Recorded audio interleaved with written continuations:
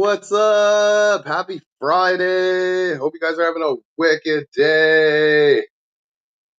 Hope you're having an awesome start end to your week. Happy Friday. Weekend. What's up, guys? Yes, we are going. All right. Booyah. Bingo bango style.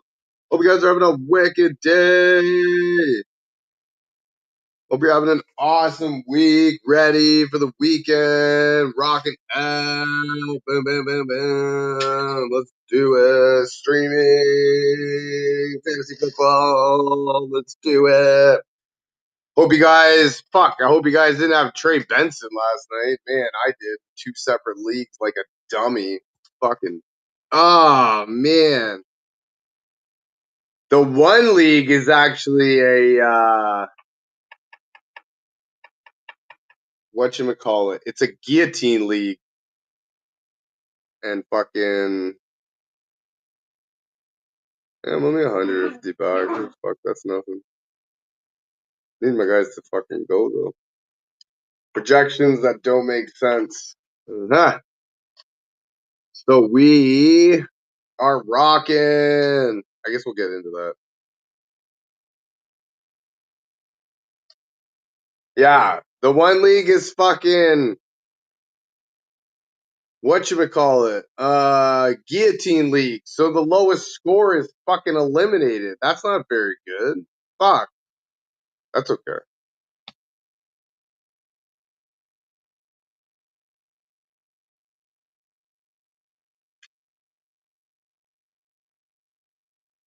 That's okay. You know what? He still got me 8 points. Half PPR, so fucking we got a couple. It was the other league where you didn't give me fuck all, only 5 points. Fucking rude. But I don't know. What do you do, man? Fuck. What do you fucking do? Starting running back? That's why you fucking. I bet the comments are hating on him. I honestly never even realized, like, why did they have him not even on the field? Fuck, that was rude.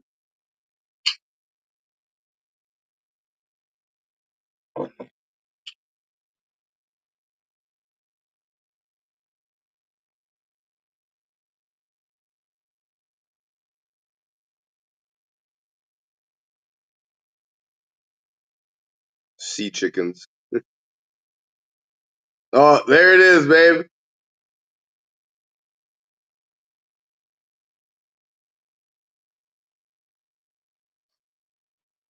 I'm eating popcorn.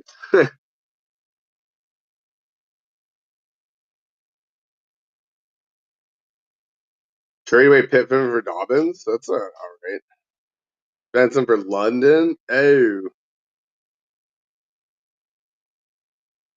Drop for DeMarcado. Yes, definitely.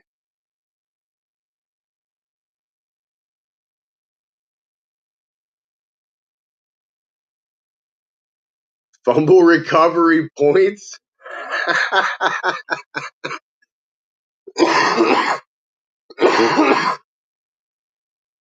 That's funny.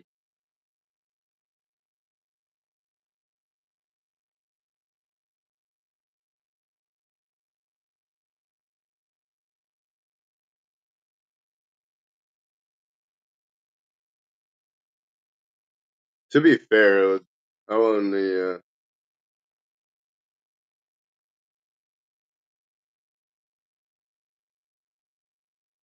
Yeah, these guys are mad. You got me 5. So. Team's offensive line is bad.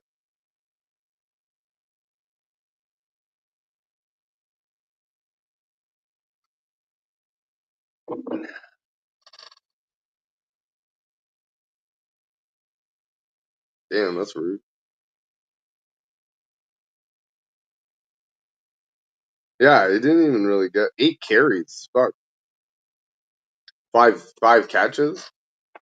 Like only fucking 13 touches for like your lead running back. 2 fewer carries than in last week when fucking James Conner played. Benson did score a season high in receptions. Amari did but game script conspired to afford almost as much passing work as rushing volume.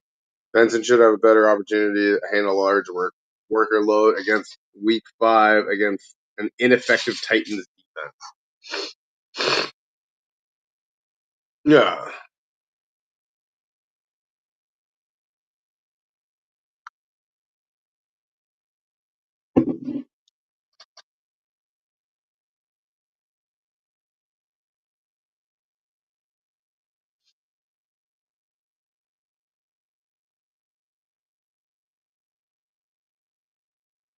You know what? They even had another kid in there too,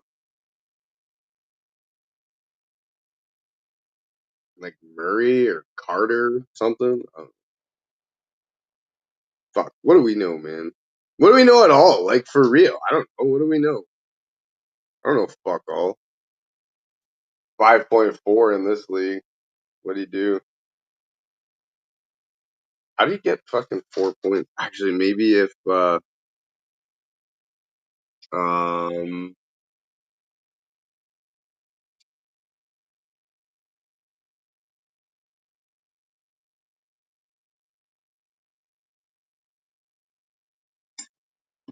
like in the other league. No, it's gotta be fucking. I was gonna say like in the other league, 15 yards per receiving or 15 receiving yards per point. But he only got 19 receiving yards, so like what? He still would have got 1 point. Baker Mayfield, like for real though, do I even want to play him against fucking uh Philadelphia? Philadelphia, Seattle, then San Francisco? Fuck, that's like a no bueno schedule. Jesus. Like for real, for real.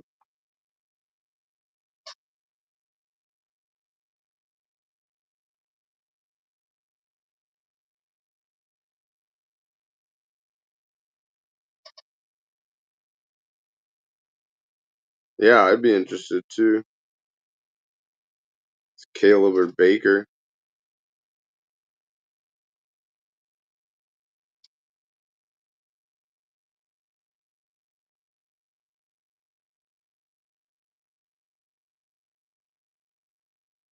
Caleb or Jaden Daniels, that's fucking injured.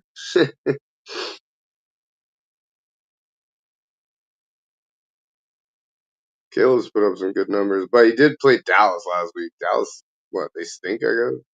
Gino put up good numbers last week. What did he finally had his touchdowns, 3 passing touchdowns. Yeah, that's the other week. 362 yards and 1 passing touchdown. This time he finally had his touchdowns.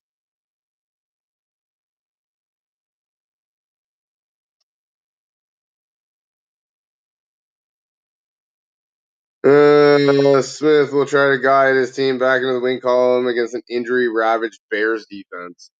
Actually, that's valid. The Bears are dealing with a couple of injuries. They don't actually have like too much there.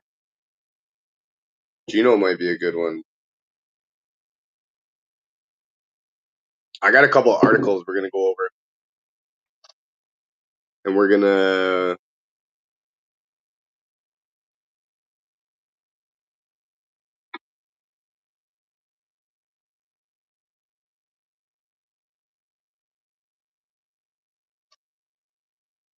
Yeah, Jalen Warren. What is he dead or whatever? Questionable.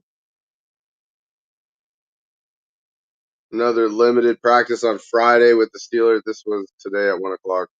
With the Steelers citing both resting vet and knee for. Ay. On the team's final injury report. Warren status thus worth tracking ahead of Sunday's 9:30 kickoff in Dublin. Late Saturday and or early Sunday reports, hopefully providing added context on that front. If Warren is limited or out on Sunday, added snaps to be available for Kenneth Gainwell, Caleb Johnson, with Trey Sermon, Lou Nichols, Max Hurlman representing possible practice squad elevations. Who the fuck are any of those people? I bet he plays, if I'm being honest.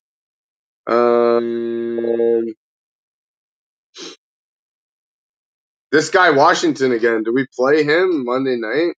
Godwin's coming back against Philadelphia. I don't want to play him there. Quentin Johnson against New York Giants. That might actually be a good one to go. The Jets probably aren't going to move very much. Is Thing playing? Logs full practice. Oh, okay. Fields is listed as a full participant. He needs to progress entirely through the NFL's concussion protocol. With that in mind, Aaron Glenn noted the QB still has to go through the whole protocol before he's totally clear, but I like where he's at. If he's cleared, he's the starter, period. Boom. Well, okay then.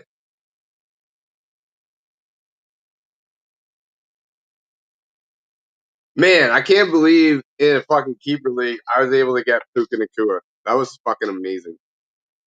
Aaron Jones IR for Terry McLaurin out. That's actually a decent trade now, then, man. Send it. Olave for Walker. Walker's since been really good. He might not do that anymore. Love the chase. Devontae's doing really well now. Damn it. T. Higgins, you stink. I can't play him. He stinks. That fucking Cincinnati team stinks. All right. Fucking 0-3, man. Jesus Christ. We need a win, man. Last week was rude, too. We were fucking 130 points.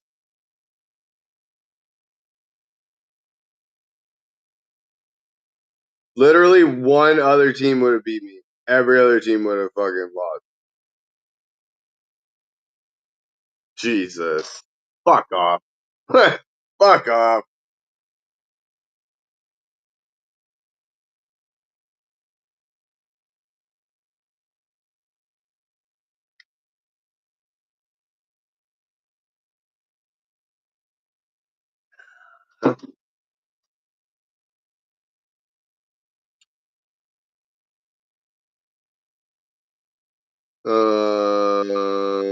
Okay. Yeah. Fuck, I don't know. Part-time goalkeeper coach for soccer. Let's do it. Let's be a part-time soccer coach. For the goalie! The goalie! All right, here we go. Let's do this one. Booyah! NFL bets and predictions. Damn. This one's from FanDuel, so is this like, you know what I mean?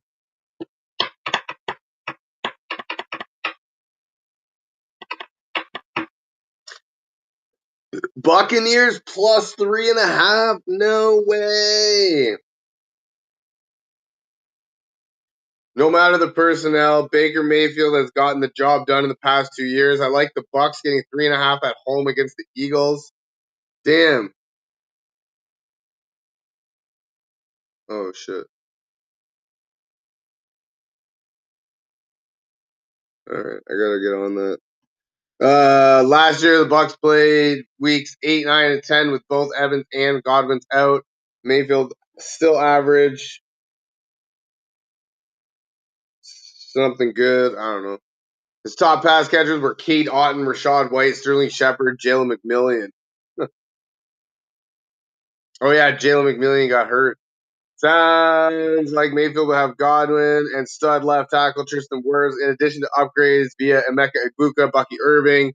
Even with injuries, it's hard to ding the Bucs too aggressively. As a result, I have them just 0.8 point underdogs. You can't have that. It's 1 point then.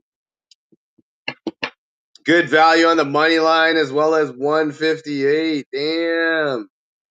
Getting them more than a field goal at home is tough to pass up. Damn. Panthers plus 5.5 on the road in New England. Damn.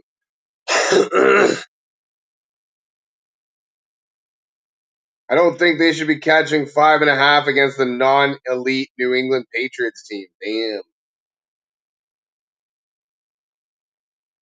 After adjusting for schedule, the Panthers are just a bit below average on early downs, both on the ground and through the air. They've also been frisky on late downs, 47% success rate. That number increases to 49 once you adjust for opposition. That's fully acceptable. The defense is very similar boat. It's fine. Meanwhile, the Patriots have faced three largely poor offenses and still let up a healthy amount of production, especially through the air. I think Bryce Young and company should be able to move the ball. Even if they do fall behind, my model views the Patriots as the better team, and I would have them favored at a neutral field.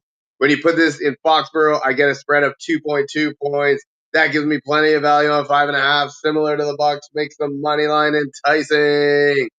Bam, bam, bam, bam, bam, bam. Browns and Lions over 44.5. Well, I can only imagine that means that they're expecting Detroit to clock them. You think Cleveland can put up 20 points? Don't care how good the Cleveland defenses look. This total is low for the Detroit offense playing at home. Oh, they're at home? Actually, that's valid. The Lions have 21 games at home since the start of 2023. They've reached their current juggernaut level. Oh, those games have featured an average of 56.3 points per game, 16 of them going over 44.5. They've had 65 point or more points 8 times. Holy Mackinac. The Browns defense changes the math because they just held Green Bay firmly in check last week. Still, you have to be able to throw on them a bit as Baltimore Ravens were efficient through the air in week 2. The Browns' lone road game so far, we can view the Browns as good. I don't want to go so far as to view them as being superhuman just yet. My model is way off on the total, putting it in the 50s. Typically, when you disagree with the market that much, you're the one who's wrong. But with this game being indoors, also featuring one of the best offenses of football, I think the market is too low, so I'm willing to back it over. That actually makes sense. Saints and Bills over 48.5. Damn, the over-under set at 48.5. Holy Mackinac. Both of these defenses have had their issues. One offense is nutso. The other one operates at a fast clip. That's a good recipe for points. Actually, very fair. Through 3 games, quarterbacks facing New Orleans have averaged 0.3 passing NEP per dropback. I don't know what that means. In other words, the Bills should be able to name their score here, especially on extra rest, while Saints play their second straight road game on opposite ends of the country. Wow. Saints do provide some juice themselves, though. That's mostly via their pace. They have the league's fastest offense through 3 weeks. That ups the play volume for their opponents and means more points. Yes, more plays means more points. Hell yeah. Saints offense has also exceeded my expectations. Granted, my expectations were worse offense in the league. Fair. But they've been largely inoffensive. Teams who have been able to move the ball in Buffalo or have also been able to move the ball in Buffalo, so I expect at least something on their end. This is a game that my model has up in the 50s. I just want to keep snagging overs on the Saints, given their combo of pace and poor defense, especially when it's against the offense as third as Buffalo. Damn, that's exactly what I wanted to hear because I need points from Josh Allen this week in my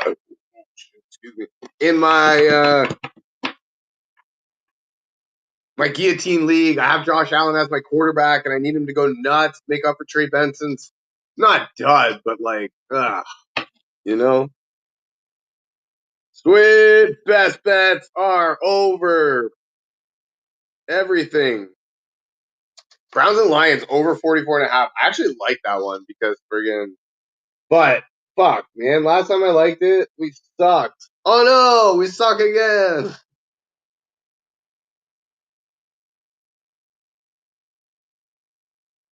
Eagles and Bucks. Might keep this one up. I might do that. Put that ticket in. I don't know. Maybe they know something we don't. Breakout wide receiver model week 4. Shit, son. Welcome to the breakout receiver model. Boom. This is from 4 for 4. Bada boom, bada bing, bingo, bango, bongo. I don't know, a whole bunch of stuff. Underperforming players, buy low. Yeah, definitely Malik Neighbors. Top buy low players, Brian Thomas Jr. This guy got him on fucking waivers for like nothing, but still fucking shit. Many fantasy procrastinators expected him to follow up his incredible rookie year with another strong campaign as the Jaguars' top passing option in a revamped, more efficient offense. Even in PPR formats, Thomas has not yet eclipsed 10 fantasy points in any week. Wow. However, this may have more to do with variance than a true shift in role or talent. He's got just 7 of 25 targets, well behind league-wide rates. Some fantasy managers may be willing to trade him at a discount. The game theoretical and psychological sting of high draft picks, producing fewer than 30 points through 3 weeks could prompt a sell low.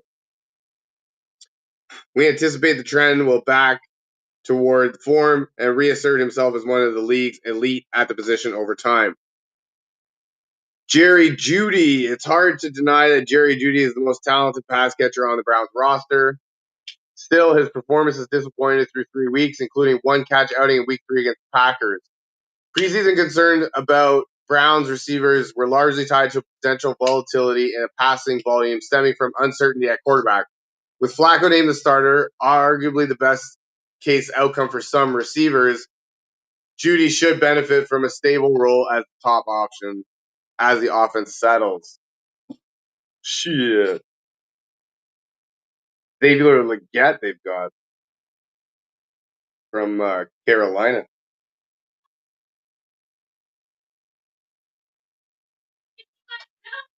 No. Your thing has been submitted for approval. Yeah. 1 minute later, your request is approved. Really? I got. No way. Yeah, immediately. Mine's like 7 to 10 business days.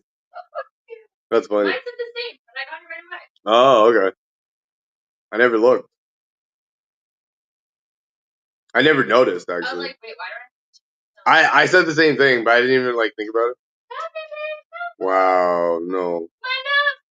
Don't. It's fine. Oh, did you have an itchy bum? No. You want another one of those? No. Where's the hardcore scissors? What scissors? They should be in the thing, no? Yeah. Wait. Wrong email.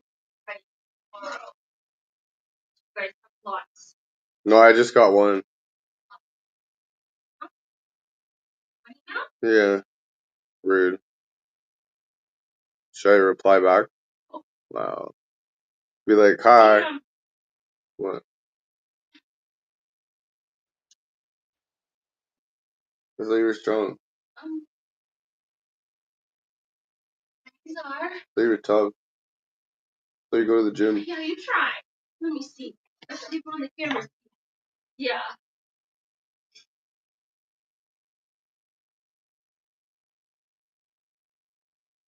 Oh my god, girl.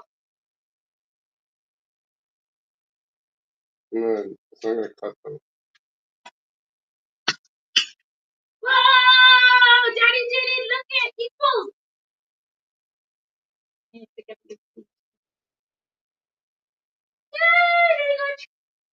No, puppy. Girls, they each have one. Oh my god, now they're both fighting over the same one.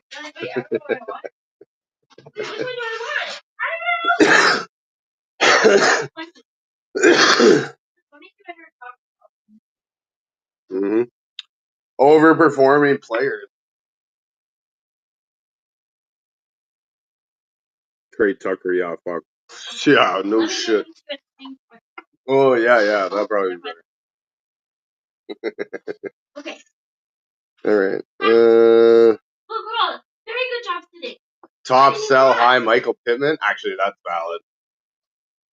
When the Colts' solution to their passing game question was Daniel Jones replacing Anthony Richardson, it didn't inspire much preseason confidence.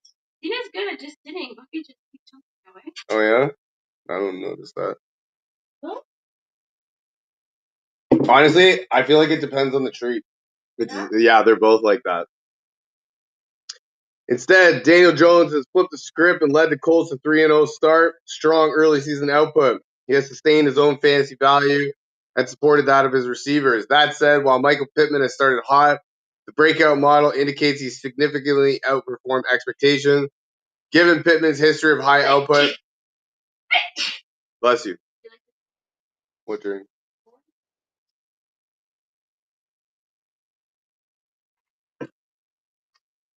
Yeah, I do.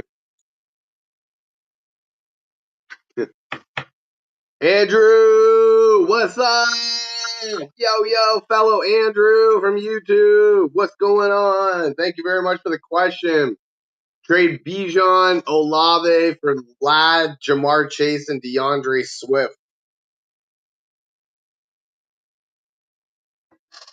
I mean, for me personally, I would assume that you're doing the 2 for 3. I would. Now, are we talking PPR standard? Because Olave is actually really good in PPR, so I might keep him. But all in all, I probably wouldn't do it. I don't normally do 2 for 3 because then I have to drop somebody. And I don't know, Lad's good. Don't get me wrong, but like Jamar Chase, is he going to be great without what you call full PPR? Yeah, see, I mean, I have Olave in full PPR, and I actually really like him.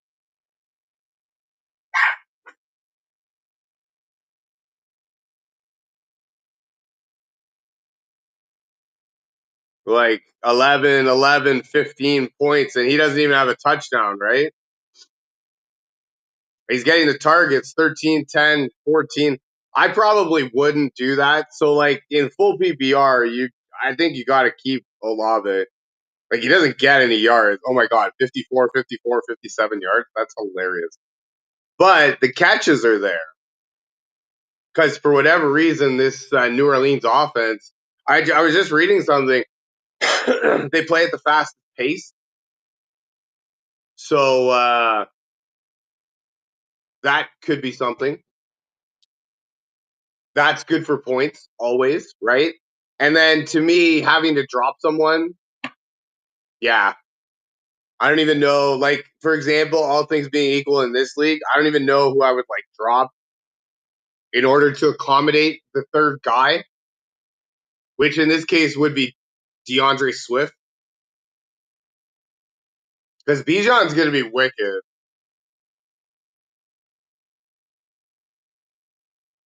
Yeah, no, I definitely would not do that. Thank you for the question, though. I hope that helped.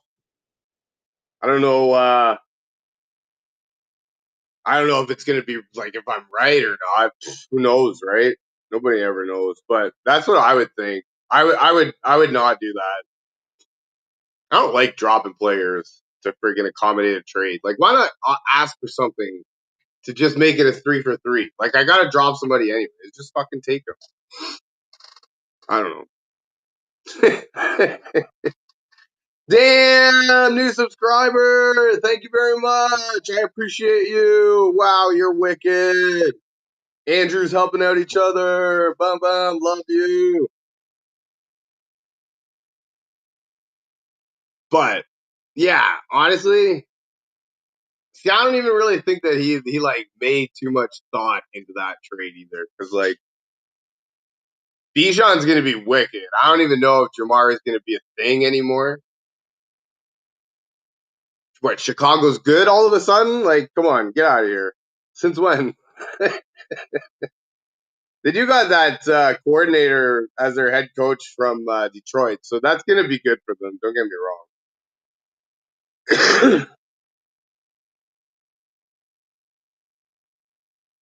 Swift injured, dealing with a hip issue. Ooh, hips for running backs. That seems like a thing.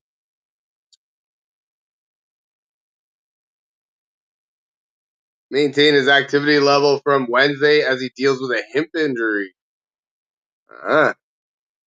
17 touches, 70 yards a game while scoring 1 touchdown.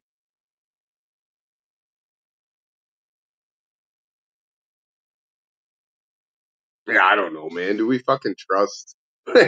Do we trust Chicago? Like, come on, man. Although Chicago's defense sucks, so like that leads to more passing yards because a lot more like a lot more trailing situations. Thus, and DeAndre's a good like he's a good catching back, so I think he might have a role, but no, I don't I don't trust. No, thank you. Michael Pittman, sell high.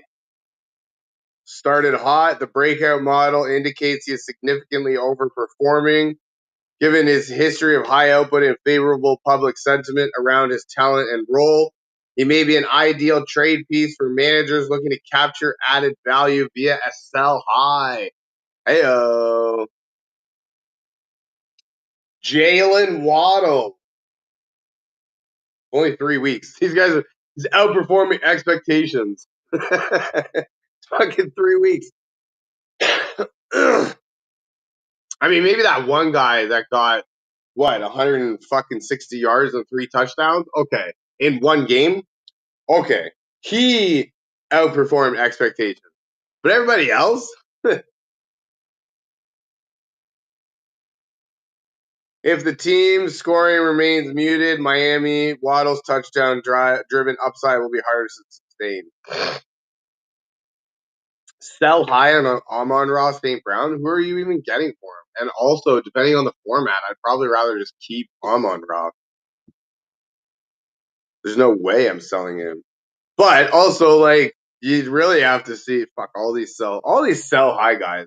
Never nothing, but Puka as a sell high guy. I mean, I see it, but like, I'm not really giving Puka up for nothing. I have him, and like, I have him in a keeper league where I'm already decided, like, pretty much decided that I'm going to keep him.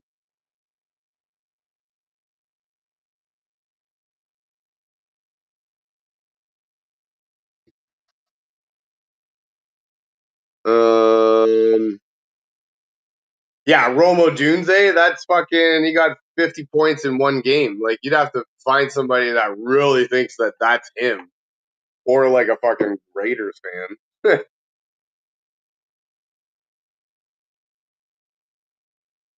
Keenan Allen, Romo Dunze, Garrett Wilson.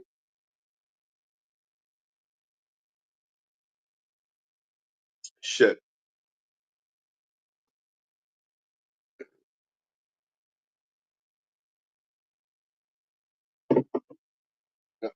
I just spilled all over myself. I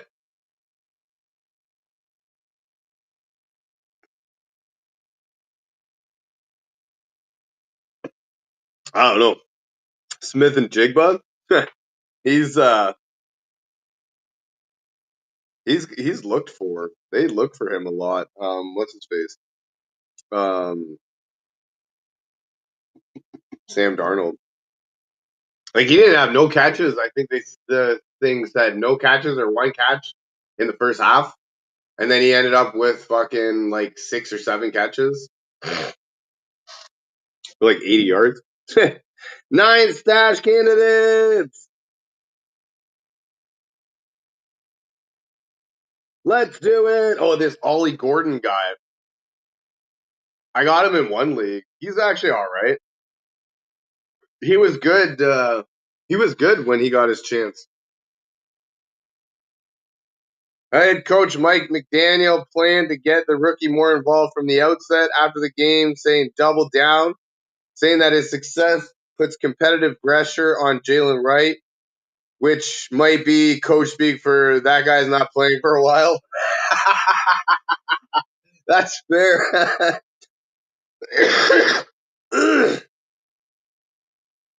Gordon is the lone bright spot on a team circling the drain. Actually, that's fair. Chris Rodriguez in the first game post Austin Eckler was split all across the board. Rodriguez is a purest type of stash, as we will still need some things to break in his direction. But he's attached to a great offense and was handed a decent workload after 2 straight healthy scratches. Miles Sanders, yeah.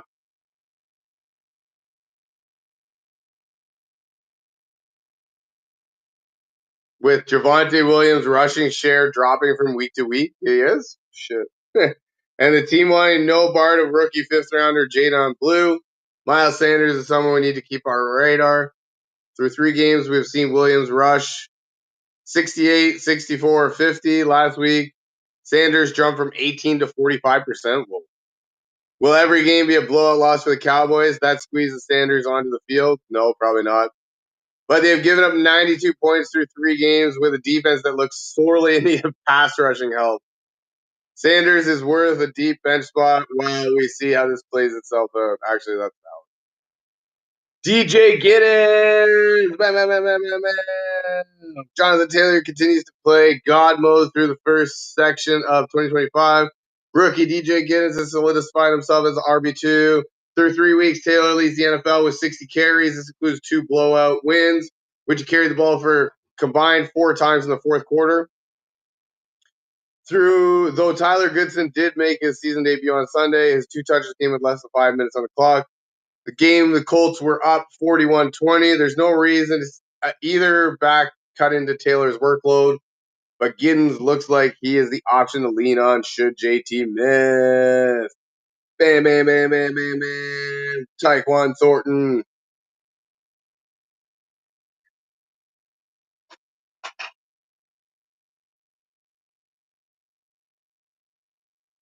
Eluk Aomenor. That one's a good one from Tennessee.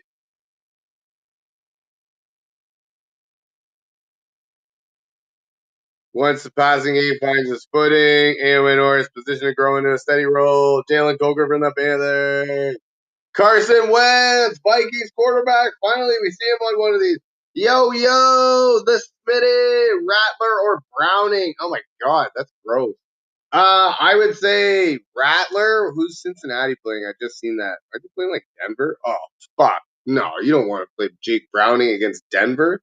Come on, man. Don't be like that. Also, you don't have nobody. Also, Carson Wentz right here. Carson Wentz from the Vikings. When you consider he wasn't tasked with a single dropback in the fourth quarter, deep league managers will be very happy to hear that the Vikings jump across the pond for back-to-back international games. Booyah!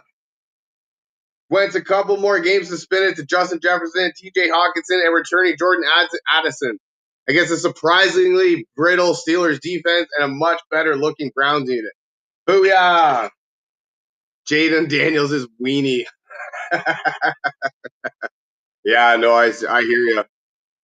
Thank you for the question, man. I appreciate it. I think Carson Wentz is probably your best bet. But Spencer Rattler, what? He's something now? Like I just read that New Orleans plays at the fastest pace in the league. So that might be something good. But yeah, I would probably not do either of those two. Definitely not Brownie against Denver. I hope that helps. Thank you for the question. Appreciate you. Abbas Remtula, what's happening from YouTube? Thank you very much for joining me. Darnell Mooney, Quentin Johnson, and Breece Hall for Drake London and Cup. Nah, I'm good. I would probably keep Darnell, Quentin Johnson, and Breece Hall, if anything. But yeah, I know. No, that's a decent offer, I guess. Full PPR maybe, but Cooper Kupp stinks, right? Like I was saying earlier, Sam Darnold really likes Smith and Jigba. So Billy Balls guy, got a question for you. Who are you? I am just a dude, just here. I play fantasy football. I have no idea really what I'm doing. I try to answer questions based on the knowledge that I'm given and the stuff that I have in front of me. It doesn't always work. Sometimes it works, but feel free to not do anything that I say because everything I do is bad. Last night, I decided to play Trey Benson. There you go. Chase Brown, DJ Moore, and Debo with no Daniels, PPR pick 2. I don't know how you can play Chase Brown against Denver in that Cincinnati offense. I also don't know how you can bench him. Damn, that's a pickle. I would do DJ Moore, would be one of them for sure, because Las Vegas defense is not that good against the pass. Yeah, they rank 24th against the pass. They're better against the run. So I would do that. I would say Debo in full PPR would probably be your best bet. I'm going to play Chase Brown, and I'm going to be sick to my stomach probably every minute. But if you have the luxury of benching him, probably would be your best bet against the Denver defense. Just because it's Denver, man. And they look like garbage last week. Let's get real here, man. Fuck. I hope that helps. Thank you for the question. Hopefully that answers what you need to be answered. Takes away from a lot of my depth.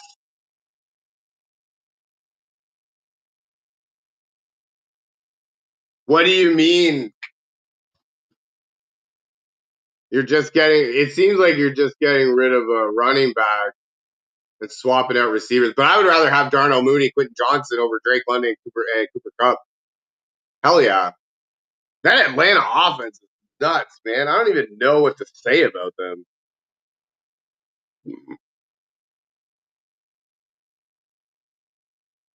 But yeah, no, I don't even like that trade. That's a good. I like the Darnell Mooney, Quentin Johnson, Breece Hall side. So if that's who you're getting to give up Drake London and Cooper Kupp, I would do that. But I would not trade those 3 guys to get them. Like if I got offered that for my Drake London and Cooper Kupp all day. But if I'm offering that, nah. Thanks for the question, though. I appreciate you, man. For real. That's wicked. Good luck. Hope it helps. Orandi Gadsden. Gadsden? Orandi Gadsden? What the hell? What the fuck? Tight end for the Chargers. Here we go. The rookie lined up in the slot on nearly half his routes and caught 5 of 7 targets for 46 yards. 2 other looks coming in the red zone and deep downfield. Just as importantly, 2 of his receptions came on the game-winning drive, signaling trust from coaching staff in a high-leverage spot. Will Disley sideline. Gadsden has a chance to build on that. He's available in virtually every league and makes a forward-looking stat. I don't even know who this guy is. But you just said that the guy's going to miss another week. Is he like out long term? Is this like a thing? Is this a 1 week? This week is it? I don't know. Fuck. Players to buy, hold, or sell. Let's do it.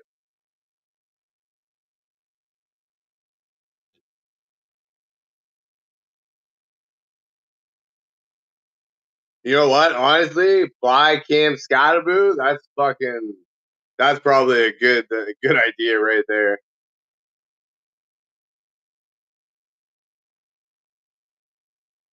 If you're lucky, the Scottaboo manager might believe Sunday night's breakout was just a fluke or the product of Tyrone Tracy's dislocated shoulder.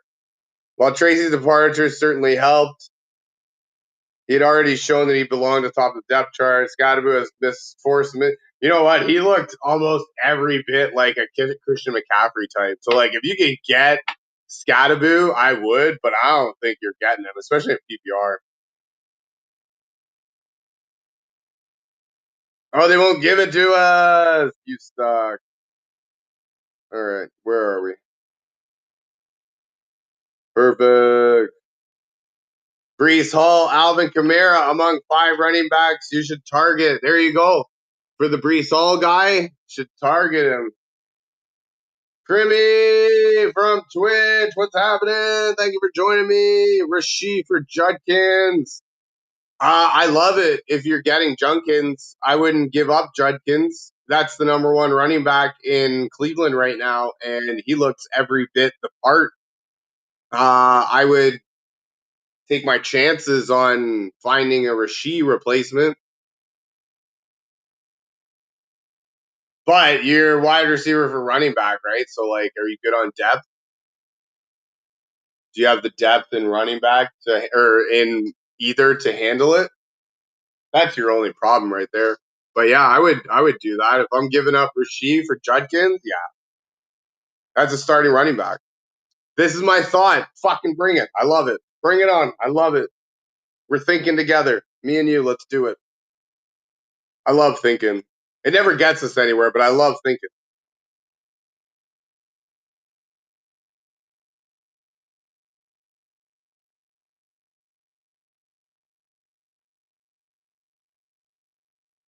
Yes. 5 running backs team should target. Oh, this is like teams in general. Oh, I thought they were talking about fucking fantasy teams. It's talking about teams and Booty Cup and Rasheed. You have a Booty Cup on your team, eh? Rasheed on my bench, which sucks. I'm planning to trade Etienne and Sutton for Josh Jacobs, but if I do, that would have one flex one of those 3. So I'm thinking Rasheed for Judkins so I could flex Judd. Etienne and Sutton for Josh Jacobs, eh? That's interesting.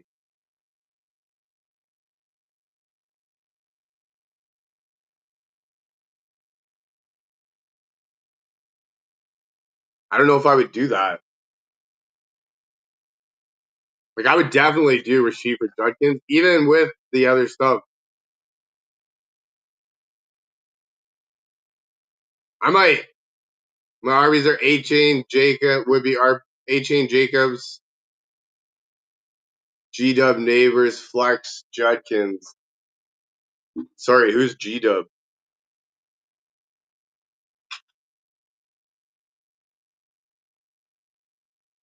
So right now it's Garrett Wilson. Fuck, where did he come from?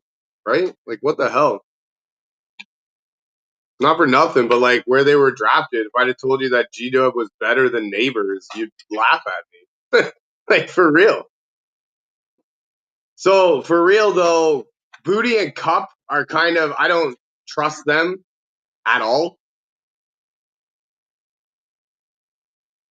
And Etienne has been really good. And I know that Sutton is a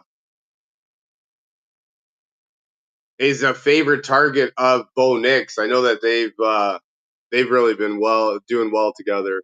Yeah, no, I mean, you know what? Honestly though, I like that trade in your team structure because it gives you some clarity. So okay, I'm back on board with it. Gives you some clarity on your team. I don't like your bench wide receivers. If you could pick up somebody else or do something else with that, your bench wide receivers kind of stink.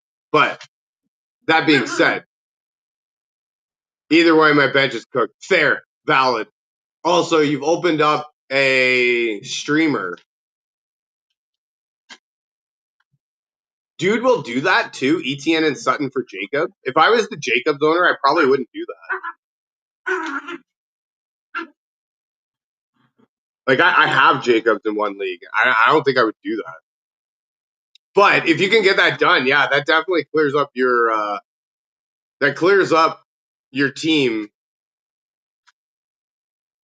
He has no receivers pretty much. Yeah. Okay. Actually, that's fair then. Sutton's a pretty good receiver for him. Yeah. So don't get me wrong, it's a decent trade. Like, you're definitely giving up value for him. So I would trade Rasheed for Judkins, definitely. Because you're getting a number 1 running back, and he's, by all accounts, he's passed the eye test, right? And then A-Chain and Jacobs. Wide receivers would be Wilson, Neighbors, Fletch, Judkins. Yeah, I like it. That's pretty good. Thank you for the question, man. I appreciate that. Hell yeah. That's wicked. Michael Brantley from YouTube. Full PPR, need flex help. Tet, Pittman, or Debo. Full PPR? You might actually be able to get away with Debo. Who's Washington playing? Washington's playing Atlanta. Atlanta looked like shit last week. They have a good run defense, but they have a bad pass defense. Yeah, they have a really good run defense, really bad pass defense. So you could get away with Debo. Indiana Jones. Who are they playing? The Rams. Yeah, I don't know if I trust. And Carolina's actually New England's defense is statistically the worst in the league against the pass. What did Tet do last week? Questionable with the calf. Is he going to play? Deemed questionable. Plans to play. Okay. You know what? In a game where they won 30-0, he had 3 catches for 48 yards. Oh, he did have 8 targets. What the hell was wrong with that?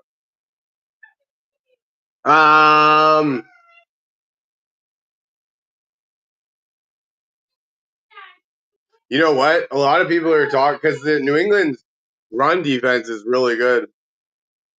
I think you probably go with Tet. Looks like you're getting the number 1 wide receiver. I wouldn't do Pittman against the Rams. They've got a really good defense. And Debo with a backup quarterback, full PPR is definitely enticing. But it looks like you're playing a number 1 wide receiver here in Tet in your flex full PPR. He got 8 targets last week. Yeah, he only got 3 catches. But yeah, he had 8 targets. So like if fucking Bryce Young gets his head out of his ass for like 5 minutes, finds him, you're looking at a wicked fucking day. And honestly, though, I'm excited that it happened because if it didn't happen, you wouldn't be here right now asking me this question because you would have already just auto put Tet into your flex position. Or you might have put Tet into your wide receiver position and been asking me a completely different flex question. But either way, I appreciate you, Michael. Thank you very much for the question. Hope you have a wicked day. I hope that answers it. Hope it goes well for you. Fuck. What do we know? Got a text here. Tua or Mariota? What are we thinking? Tua against the Jets it is? Or Mariota against, who did we just say? Atlanta.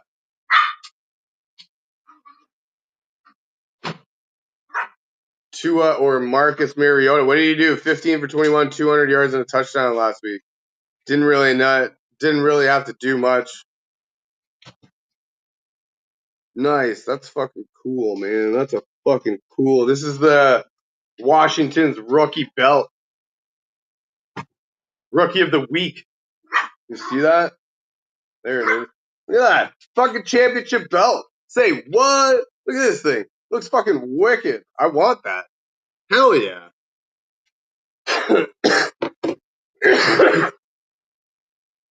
Or Tua against the Jets. Oh my god.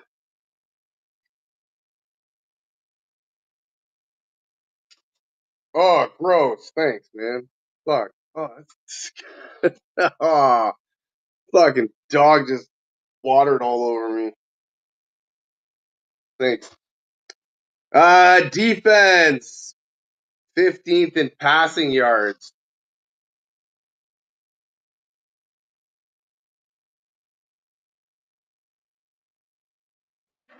I am, however, a sucker for Atlanta's defense is fucking first in the league against pass. Damn. I was actually looking at the wrong thing. I'm a sucker for Monday night games. I'm gonna send this picture.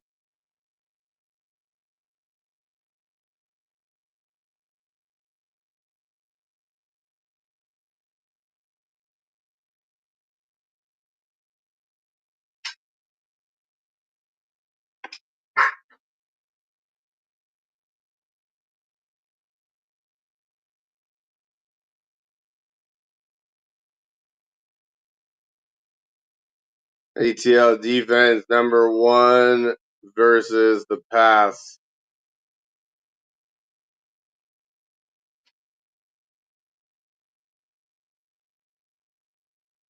Maybe go Tua in that situation.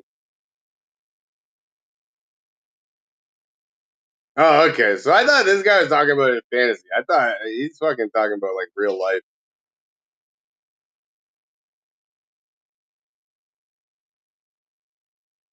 Stupid. Oh, damn. What you call it? Survivor Pool Eliminator Power Rankings. Bam, bam, bam, bam. I think I'm just going Buffalo against New Orleans, and we fucking let's play it another day. We go Buffalo. This is what I'm saying. Houston, save Buffalo. Week 3 finally had the first major upset with Green Bay blowing a 10-point lead. Yep. This week, Buffalo are the largest favorites so far as they host the winless New Orleans Saints. They also have the easiest schedules remaining. Smaller the group, the better the pick. The Bills are, and immediate win probability matters more, especially if you've not burned any of the other elite teams or the Arizona Cardinals who have a prime Week 5 matchup. I actually did burn the Arizona Cardinals. Who does fucking Arizona play next week? That's a prime Week 5 matchup. That wasn't a prime Week matchup last time.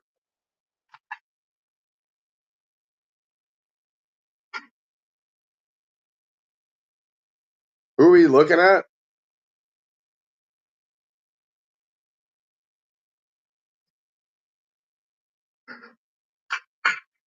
Arizona. Who's Arizona playing? Oh, Tennessee. Yeah.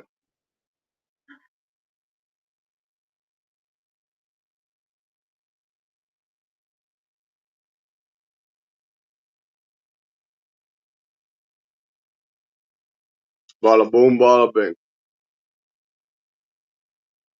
Uh-huh. Houston Texans. Fundamentally, the Texans check almost every box. This is by far their highest win probability in any game all season.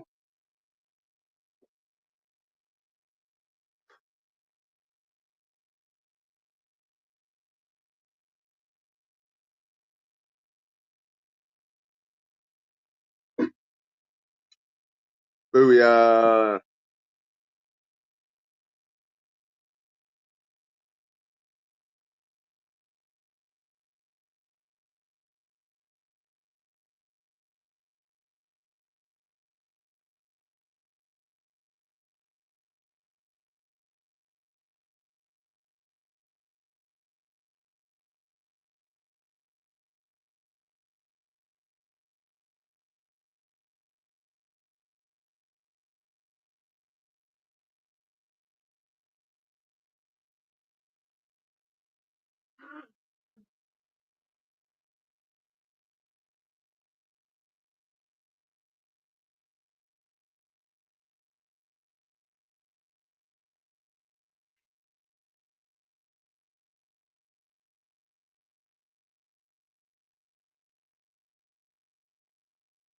All right. The only box the Texans don't check is actually winning football games. Yeah, no kidding. Home game against the worst team in the NFL should be a cure for the Texans' woes, even though they have lost at home to the Titans last year. The Texans are the 3rd biggest betting favorites this week, and no coach has underachieved compared to the betting odds in his career more than Brian Callahan against the spread. All right.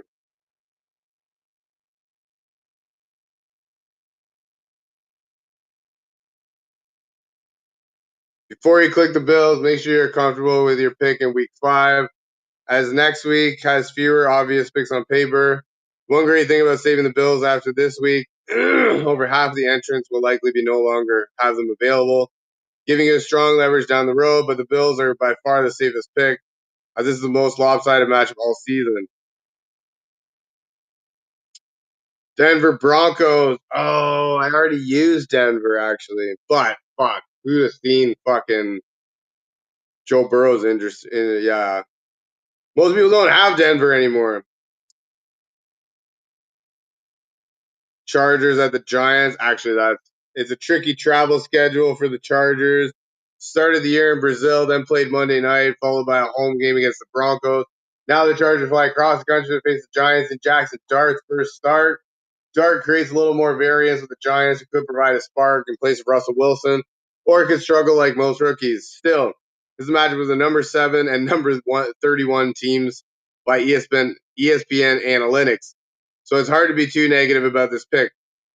In terms of future value, the Chargers projected to be favored in almost every game the rest of the season, but there are very few weeks in which they're an obvious choice. Their easiest remaining matchup is Week 9 against the Titans and Week 13 against Las Vegas. Detroit Lions. Actually, I have Detroit. I could use Detroit. Yo, Niori604 from Twitch. What's happening? What's wrong with Vrabel? No discipline for Rhamondre is crazy. Coming from a Trevion owner.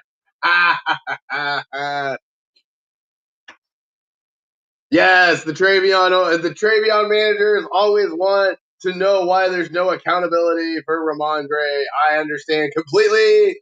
Being a fellow Trevion manager.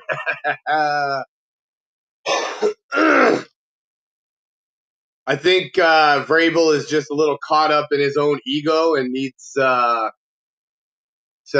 understand what's going on. But, I don't know. He wants to do things his way. He's right. He's a former defensive lineman or defensive middle linebacker. Fuck. You know what I mean? Detroit Lions. Who's the survivor pick? Looks like Detroit. However, the Lions have more future value than the Broncos, Chargers, and the Texans. Significantly lower probability this week than the Bills. Combine that with expected high ownership for the Lions, and they seem like an easy team to save for later, perhaps as soon as next week. Damn, we're there, the largest favorites against the Bengals. You got to understand they dropped the second round pick. Yeah. No, I understand it 100%. A lot of times, though, you want, rookies in general, you kind of want them to develop a little bit before they can, before you throw them in there and let them see. And if you can't, but frick, if your guys are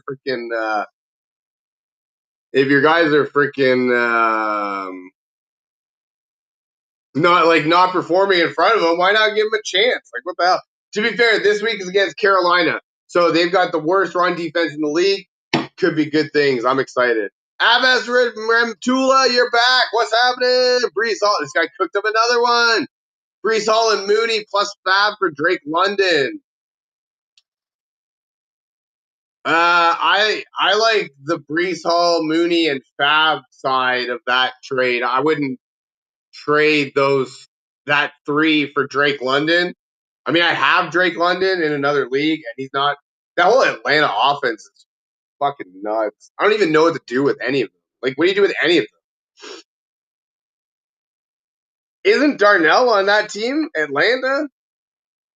He is. The Darnellian.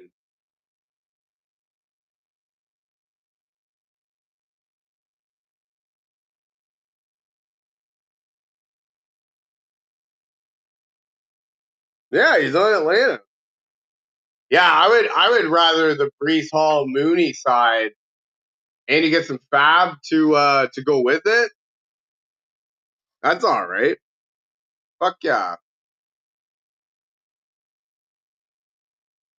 Thank you for the question. 11 targets last game for Drake.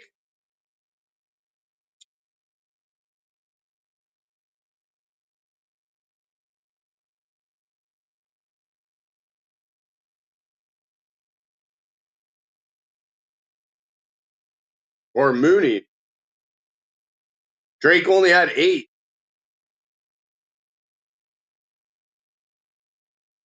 $11 targets for Mooney. Fuck yeah.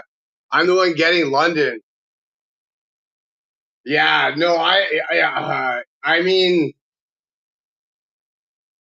if you're stacked at running back and you absolutely need to get London, you actually need a receiver,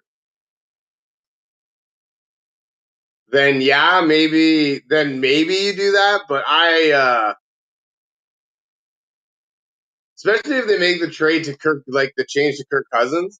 But at the same time, like you're trading for like the receivers on the same team, and like I don't know if you watch or like follow.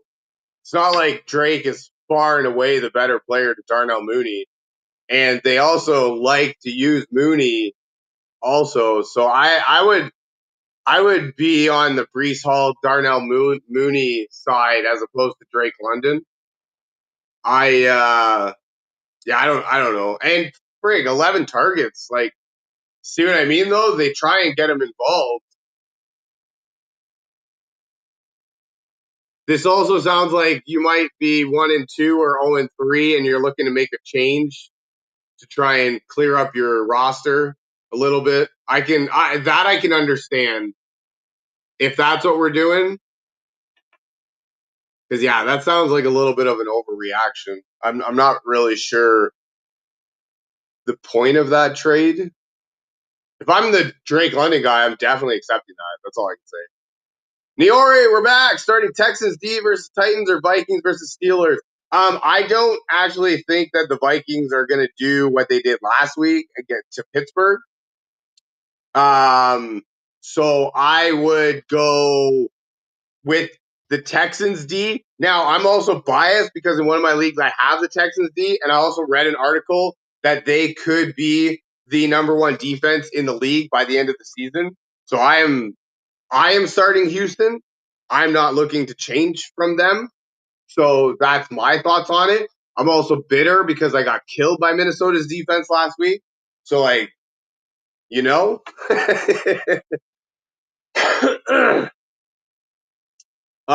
So I would start the Texans D. They're at home, right? Yeah, at home against Tennessee.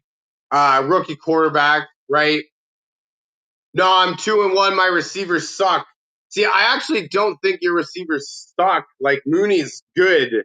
And in terms of Mooney versus Drake, Brees Hall and Mooney versus Drake is better. I have Terry, Quentin Johnson, Mooney. Running backs are Saquon and Jonathan Taylor. That's fantastic right there. See, I'm not very much a believer in Saquon the whole year. I am very much a believer in the Madden curse. So I don't think you'll have Saquon all year. That being said, that is a very good running back duo to have right now. And I can understand why you would want to get rid of Brees Hall to make an upgrade. I would shoot for somebody better than Drake London. Let's see where he was drafted in my league. You're full PPR too, right? So Drake London, first round. See, I don't know, man. If anything, I would target Puka from the Rams, Puka Nakua. He's my new favorite player. So, like, if you need to get a receiver, and especially you're full PPR too, I think, right?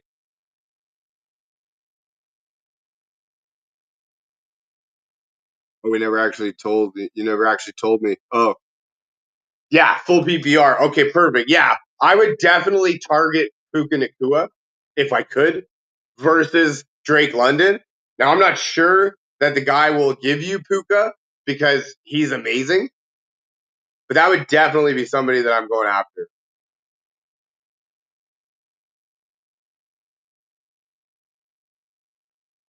Other than that, I don't think you can do it. But if we're trying to get a first round pick, maybe go after a Monra from Detroit.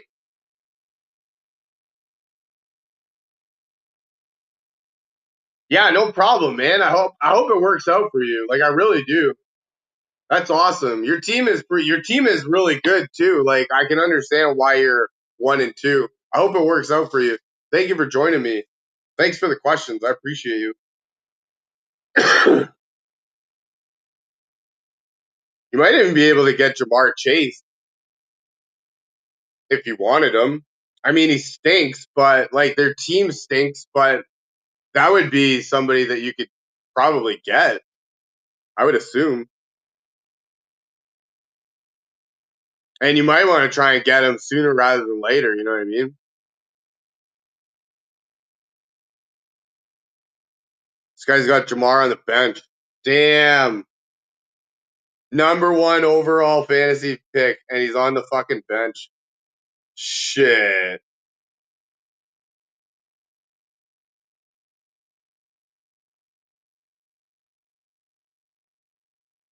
That's crazy.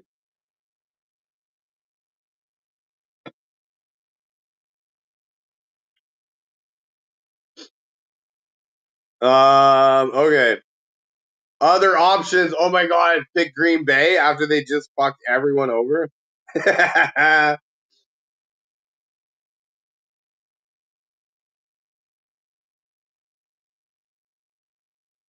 Green Bay or New England. I'm not picking New England to beat fucking Carolina in my fantasy pool or in my survivor pool.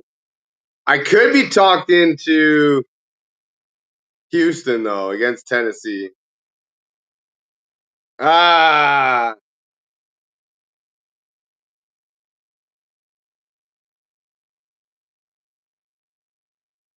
that's funny because in my league, if they tie, then it's considered a loss because it's not actually a win.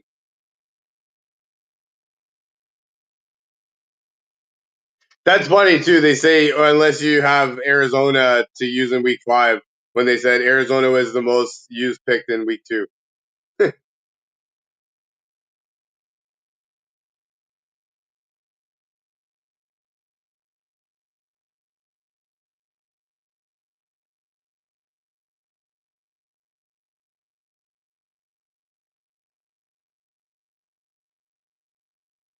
Actually, here we go. Wide receiver breakout candidates: Tedero and McMillian. There you go. Darnell Mooney. There you go.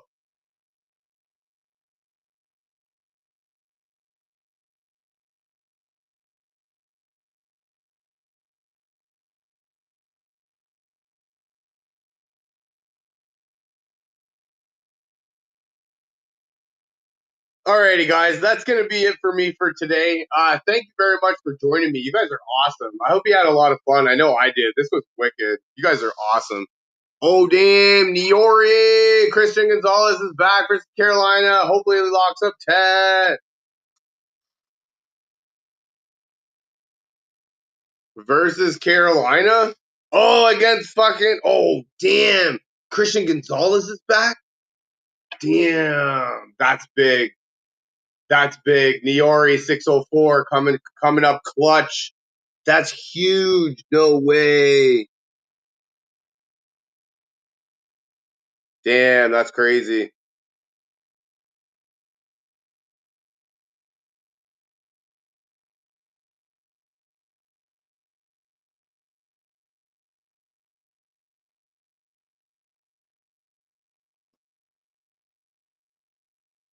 Yeah, positive sign. The score says, yeah, definitely a positive sign.